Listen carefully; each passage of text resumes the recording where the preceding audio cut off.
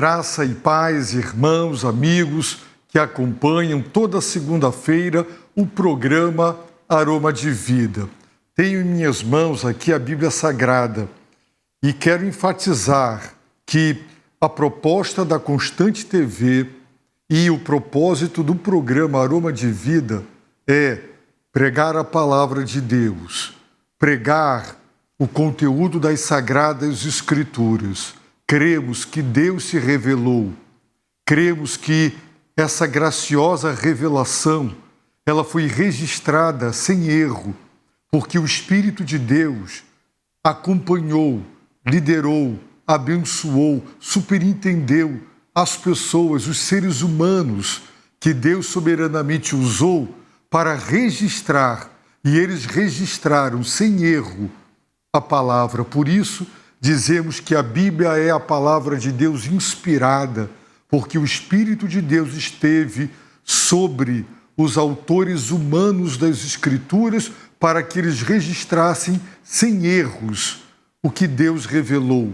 Para nós, a Bíblia, além de inspirada e inerrante, ela é suficiente no que diz respeito a conhecer a Deus e sua vontade, conhecer as doutrinas do Criador.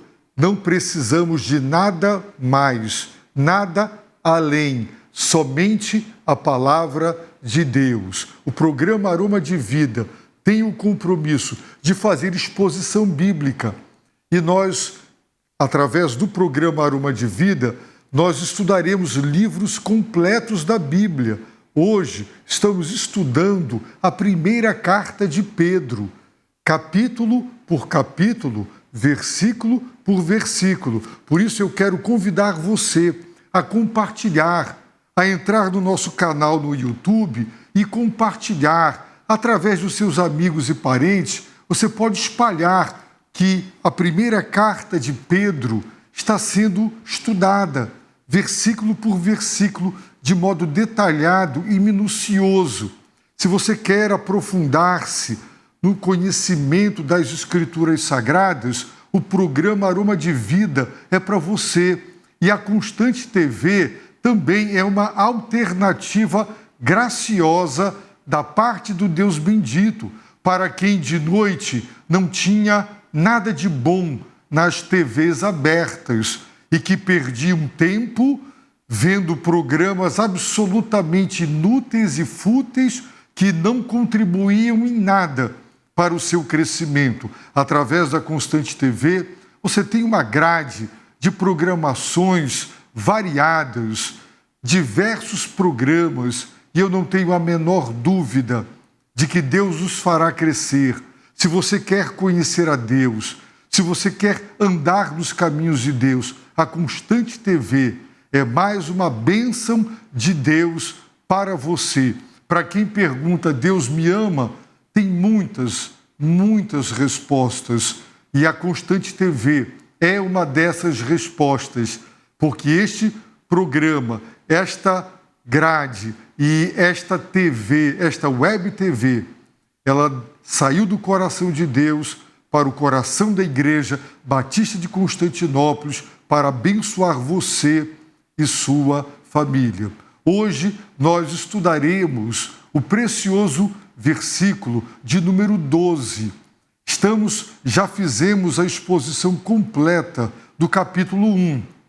Agora estamos estudando o capítulo 2. Chegamos ao verso 12 e ele diz: seja correto o vosso procedimento entre os gentios, para que naquilo de que falam mal de vós, como se fosseis praticantes do mal, ao observarem as vossas boas obras, glorifiquem a Deus no dia da visitação.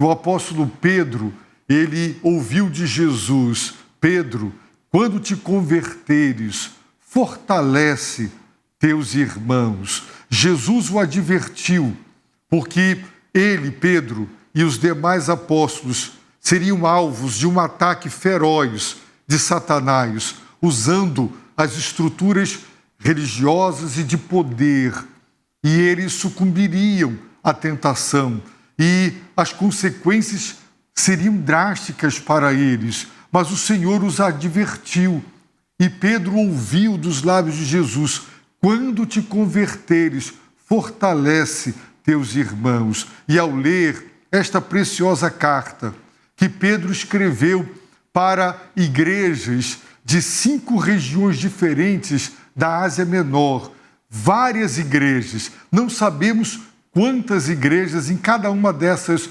regiões existiam, nem quantos cristãos existiam nelas, mas o apóstolo está obedecendo, e essa carta é uma evidência de que seu objetivo é fortalecer os seus irmãos, os discípulos de Cristo, os seguidores do Senhor. A primeira carta de Pedro, como temos visto, ela começa nos 12 primeiros versículos com a base doutrinária. Do versículo 13 do capítulo 1 em diante, são todos os desdobramentos éticos, morais, sociais, eclesiásticos da salvação. As obras não salvam, os salvos praticam boas obras. Quais são essas obras? Como deve ser o caráter, a conduta, o comportamento? Como devem ser os relacionamentos dos cristãos no seio da igreja? Como devem encarar e enfrentar uma hostilidade, uma sociedade adversa, uma sociedade que os rejeitava, os caluniava e que simplesmente lhes davam as costas. Como lidar com essas situações? Pedro está orientando e fortalecendo seus irmãos. Nós já vimos que até o versículo 11, Pedro nos deu 11 mandamentos, todos baseados na doutrina da salvação. Agora, no versículo 12, nós teremos o 12º mandamento. Vamos recordar quais são todos esses mandamentos de Deus através de Pedro, fundamentados na doutrina da salvação. Vejamos. O primeiro mandamento foi: tende autocontrole. Vocês são salvos. Os salvos devem ter autocontrole. Esperai inteiramente na graça. Não vos amoldeis aos desejos. Sede santos. Andai com temor. Andai sabendo que fostes resgatados. 7º mandamento: amai uns aos outros. 8º mandamento: deixando toda maldade. 9º mandamento: desejai o puro leite espiritual. 10º mandamento: chegando-vos a ele. E o 11º mandamento: abstende-vos. Vimos isso no versículo de número 11 e hoje nós veremos o 12º mandamento: seja correto o vosso procedimento. Como Deus é bom, Ele nos diz o que devemos fazer e deixa claro o porquê. E eu gosto quando as crianças dizem por quê. Uma criança não recebe uma ordem, ela quer entender a ordem quando ela recebe a ordem, para que ela possa obedecer com consciência. Umas, mesmo entendendo a razão, desobedecem. Mas o fato é que elas querem entender, precisa fazer sentido. O apóstolo Pedro explicou que Deus operou em nós uma grande salvação. Essa salvação, ela implica numa transformação profunda. E agora, essa transformação interior, ela se expressará e se demonstrará no caráter, na conduta e nos relacionamentos dos cristãos. O apóstolo Pedro também, ele nos relembra quem Jesus é, quem nós somos como cristãos individualmente, quem somos como cristãos coletivamente, a igreja. Em nenhum momento ele usa a palavra igreja. mas ele a descreve o tempo todo e ele apresenta a igreja como o novo Israel, não mais o Israel étnico, os judeus, mas agora a igreja, os salvos. Eles sim são os salvos, a igreja, o novo Israel. No versículo 11, nós recebemos o 11º mandamento: abster, eu vos exorto, como a peregrinos e estrangeiros, a vos absterdes. Do quê? Dos desejos carnais, que são pecaminosos, que brotam da carne, da natureza caída, irregenerada, inconversa. São desejos de matar, de roubar, de enganar. São desejos e perversões na área da sexualidade.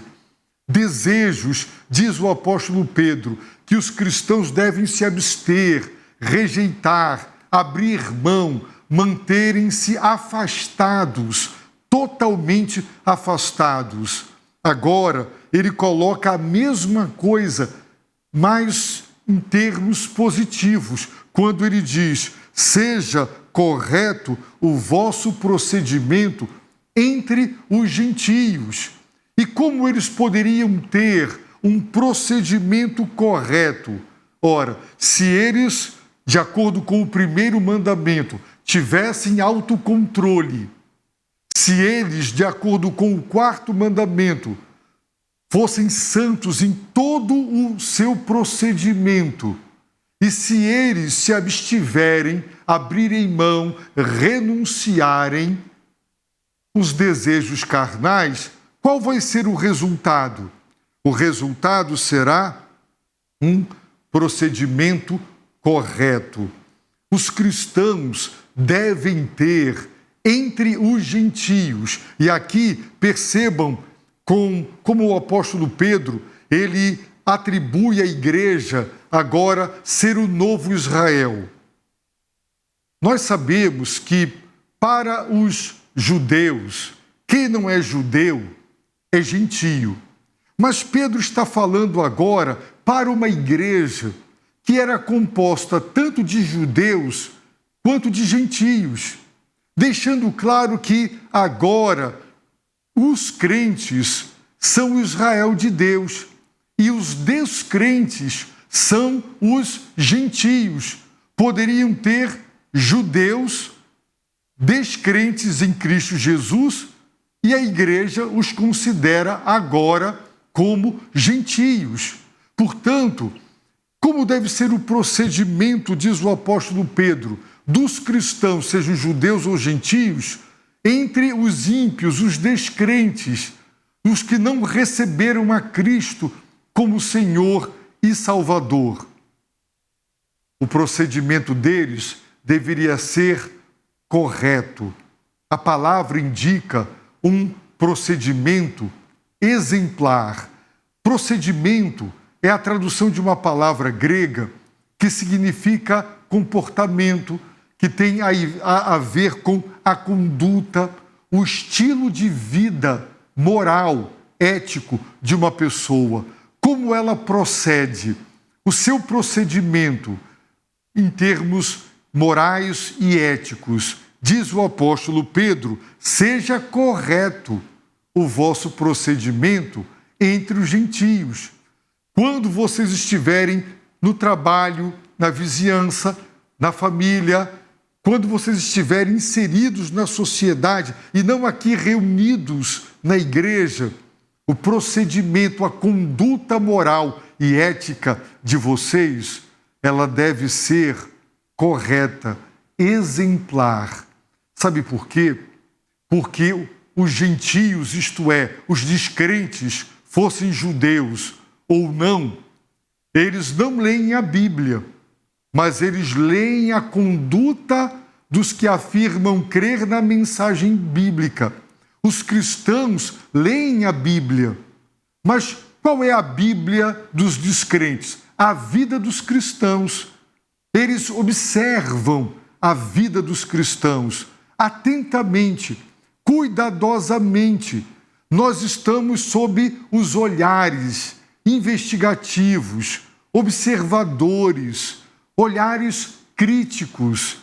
O nosso comportamento e a nossa conduta estão sendo apreciados, avaliados e examinados. Por isso, porque nós estamos nessa vitrine e porque nós alegamos pertencer a Cristo e que Ele fez uma obra de transformação da nossa vida, então precisamos ter um comportamento exemplar, um procedimento correto entre os gentios, diz o apóstolo Pedro. Sabe com que propósito? Para que, naquilo de que falam mal de vós, como se fosseis praticantes do mal, ao observem bem, ao observarem, notem as vossas boas obras, o que eles farão? Glorifiquem a Deus no dia da visitação. Então, prestem atenção, com que propósito os cristãos deveriam ter um comportamento exemplar na sociedade, para que naquilo que falam mal de vós, eles estavam sendo caluniados e difamados. Pedro diz naquilo. Ele não diz exatamente qual era o teor das calúnias, das difamações, das críticas, mas nós sabemos que dali em diante, tudo que acontecia, terremoto, uma praga, uma seca, qualquer tipo de desastre natural, a culpa era dos cristãos. Joguem os cristãos às feras. Eles são os culpados, porque eles romperam com as raízes culturais da sociedade. Eles, os cristãos, eles não andavam e não viviam mais dentro daquele modelo de vida pagão, de imoralidade, de idolatria e de crenças fúteis. Pedro já disse que eles haviam sido resgatados de uma maneira fútil de viver. Vamos ver em 1 Pedro, capítulo 1, o verso 14 e o verso de número 18. Vejamos. Pedro diz: mas sede vós também santos em todo o vosso procedimento. A mesma palavra que ele está usando em 1 Pedro 2,12, ele usa aqui. Assim como é santo aquele que vos chamou. No versículo 18, Pedro diz: sabendo que não foi com coisas perecíveis, como prata ou ouro, que fostes resgatados da vossa maneira fútil de viver, recebida por tradição dos vossos pais. Observaram? Eles foram resgatados de uma maneira fútil, vazia, inútil, vã de viver. Esse era o passado deles. Nós lemos em 1 Pedro 4, versículo 3, o apóstolo dizer: eles, os gentios, os descrentes, eles acham estranho o quê? Que não vos juntais a eles na mesma carreira desenfreada de licenciosidade e vos difamam. Eles estavam mordidos, eles estavam revoltados. Por quê? Porque antes eles participavam das festas, das orgias, das bebedeiras, dos costumes, das festas marcadas por idolatria. Mas agora eles romperam com tudo isso e eles sofreram, por essa razão, rejeição. Então, eles falavam mal, eles caluniavam, eles difamavam, eles deixavam claro que os cristãos eram uma seita perigosa, esquisita, de pessoas radicais que rejeitavam todo o passado de décadas e de séculos de uma cultura provinda dos seus antecedentes, e eles estavam como que traindo e rejeitando tudo aquilo que era tão prezado para eles. Portanto, eles eram difamados, falam mal de vós, diz o apóstolo Pedro, como se fosseis praticantes do mal. Ora, malfeitores, aqueles que fazem o mal, os que praticam o mal, eles são criticados pelo mal que praticam, pela maldade que eles praticam. Então, fala-se mal da conduta errada deles. Mas os cristãos não estavam fazendo nada, absolutamente nada de errado, nada de mal, mas estavam sendo difamados e caluniados como se fossem, sem ser, praticantes do mal. E o apóstolo Pedro, então, ensina como os cristãos deveriam reagir diante de tanta calúnia e difamação, diante de tanta mentira e fake news. Como eles deveriam reagir? Bem, em nossos dias, onde os direitos humanos existem, existe um judiciário, muitos advogados, e quando alguém pessoalmente calunia ou difama, você pode entrar com uma ação. Mas no caso deles, o que fazer? Porque toda a sociedade os difamava e os caluniava. Como reagir? Confrontar? Bater boca? Partir para uma acirrada discussão? Chamá-los de mentirosos, de hipócritas? Bater de frente? Ou procurar as autoridades constituídas para denunciá-los? Pedro disse, de modo algum. De modo algum. O que vocês devem fazer é: tenham um procedimento exemplar, tenham uma conduta moral, tenham um procedimento ético, tenham um caráter, sejam honestos, paguem os seus impostos, tratem as pessoas com amor, sejam verdadeiros, sejam íntegros em tudo que vocês fizerem. Tenham um procedimento correto e exemplar. Por quê? Diz o apóstolo Pedro, porque ao observarem, disse o apóstolo, as vossas boas obras, tendo um procedimento correto e exemplar e praticando boas obras. Observem, as boas obras não salvam, mas os salvos praticam boas obras. Os cristãos, e Tertuliano, que viveu séculos depois, ele dá testemunho de que os cristãos, eles enterravam pessoas que morriam e ficavam jogadas sem serem enterradas. Eles pegavam pessoas doentes, jogadas pelas ruas e cuidavam delas.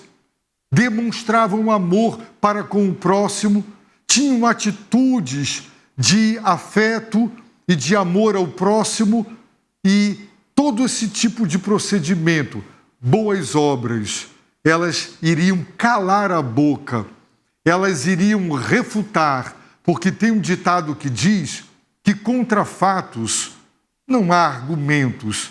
Se eles tivessem uma conduta, um procedimento correto e exemplar no meio da sociedade, e também, diz o apóstolo Pedro, realizassem boas obras, eles observariam as boas obras e eles confrontariam o que os olhos deles estavam vendo, cristãos com um procedimento exemplar e suas atitudes, boas obras, e eles então fariam, tentariam juntar. Espera aí, estas calúnias e essas difamações, o que se fala mal deles não corresponde. O que está sendo dito não corresponde. A realidade mostra que eles são pessoas corretas e exemplares, que fazem o bem. Então, tudo que está sendo dito, ao contrário, é difamação, é calúnia, é fake news. Então, de que maneira os cristãos calam a boca? De que maneira os cristãos revertem uma opinião socialmente e culturalmente estabelecida? Fazendo boas obras e também tendo um procedimento correto. Vejamos o que Jesus disse, de acordo com o Evangelho de Mateus, no capítulo 5. Ele disse, assim, resplandeça a vossa luz diante dos homens, para que vejam as vossas boas obras e glorifiquem vosso Pai que está no céu. Quando os descrentes veem as boas obras que os filhos de Deus praticam, eles glorificam a Deus. E é isso que Pedro está dizendo. Ao observarem as vossas boas obras, disse ele, glorifiquem a Deus no dia da visitação. Glorificar a Deus é dar a Deus honra, glória, exaltá-lo, é lhe dar louvores, é atribuir a Ele, é tributar a Ele honra e dignidade. Como isso seria no dia da visitação?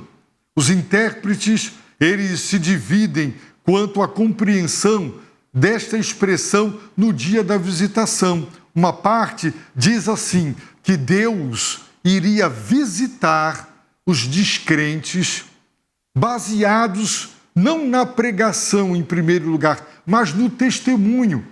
Eles estariam observando as boas obras dos cristãos e seriam impactados com estas boas obras. Pessoas sendo caluniadas e difamadas, e ao invés de retribuírem com calúnia e difamação, praticavam boas obras. A conduta deles, o procedimento deles correto, exemplar. Então Deus os visitaria pelo impacto e pela força do testemunho de vidas transformadas e de um comportamento ético-moral na sociedade. Eles seriam visitados pelo poder de Deus, se converteriam e eles glorificariam a Deus. Ó Deus, louvado seja o teu nome, porque os teus filhos, com esse comportamento exemplar e estas boas obras, nos convenceram de que Deus enviou o seu Filho. Jesus é sim o Salvador do mundo. Outros entendem que a frase ou a expressão no dia da visitação tem a ver com os convertidos que, no retorno triunfal e glorioso de Jesus, para julgar os perdidos e remir e completar e consumar a salvação dos que creem, eles então, no dia da visitação futura, eles glorificariam a Deus por ter usado a boa conduta e o bom testemunho do seu povo para impactar suas vidas. Eu creio que podemos ficar com as duas boas lições dos dois modos distintos de compreender a frase no dia da visitação. Portanto, fica muito claro uma coisa: você pode pregar com veemência, com ousadia, com grande eloquência, com paixão, com lágrimas nos olhos, o Evangelho. No entanto, as pessoas que ouvirem o Evangelho da boca dos cristãos e das igrejas, eles observarão a conduta e o procedimento. Eles ouvirão a palavra de Deus, a Bíblia Sagrada. Mas agora eles querem ler a Bíblia, e a Bíblia dos descrentes é a vida dos salvos.